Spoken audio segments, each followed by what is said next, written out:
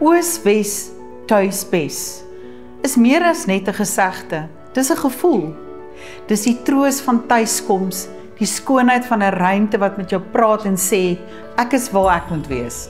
In gasvryheid of ontwikkeling van eiendom, lê sukses nie net in die bou van daardie gevoel nie, maar ook in die vervulling van 'n spesifieke behoefte.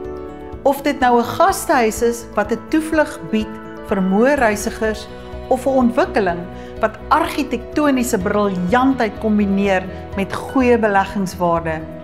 Mense soek altyd meer as net 'n bed of bakstene. Hulle soek betekenis, hulle wil deel wees van 'n storie. Hulle wil voel, hulle het slim gekies.